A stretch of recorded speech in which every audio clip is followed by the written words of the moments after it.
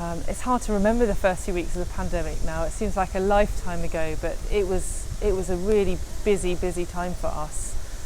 We were all working really hard across the trust to try and get everything ready, and then we didn't quite know what to expect at the beginning. So as patients started to come, we were all learning as we went along, so we were having to change the way we were working depending on guidelines that were changing, depending on the PPE that we had. And we were learning every day about how to look after people with COVID. We were the first area that had to receive all COVID positive patients in our area.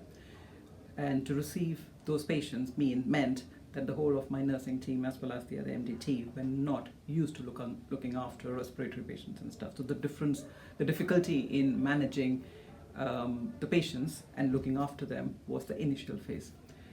The second thing that we had is that we had to continue our service. Being the Tertiary Centre for Neurosciences, we had to still continue the services that we give. The biggest challenge we faced by far actually was getting the wellbeing hubs up and ready.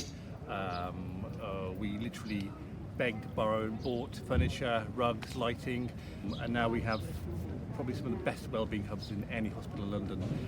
And you know, well-being for staff is incredibly important, and so again we were incredibly proud to be part of this. I think one of the most challenging things we all felt was the unknown. We were trying to prepare and plan for the intake of people, but the statistical analysis only goes so far. There were so many variables we couldn't account for. We were setting up boards, we were setting up equipment, coming in and working late over the bank holiday weekends just in case those devices were needed. It was better to have too many than not enough.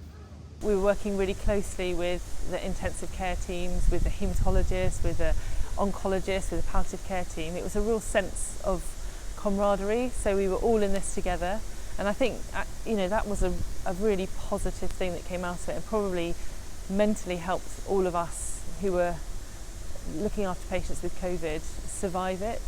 The team going well beyond, there are many examples, but I think the most that touched all of us is that most of the staff who would be in different shifts, like a day shift from night shift, or the nurses or the therapies who would finishing off at 3 o'clock, or the hostess, the other team that we have who are our other allied health professionals, they would stay back after their regular hours and ensure that there is something to eat and drink for the other people who are coming in, or if there's anything else that they would want to do, like getting their phone charged, or getting any calls, or talking to someone else, or anything that they could do extra that would take the burden away from the other people, was something extraordinary that I thought.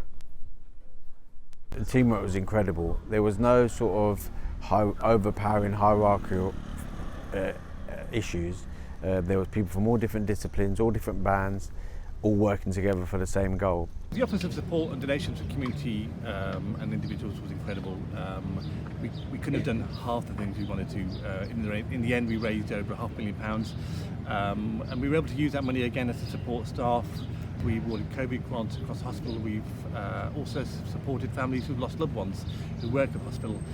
And again, everything that we did was reliant on that donation, on the numerous donations. And for us, that's a critical part of who we are. We help facilitate people. So thank you. Oh, me and my team, I am the most proudest person, I would say. I think as a neurotriumvirate that we have, the clinical, we've had this discussion n number of times, that the best that I can think and take away from it, if I would say, is my teamwork, that we've been able to be a great team. They've given the utmost care, and to receive the compliments now when I see them, it's so rewarding.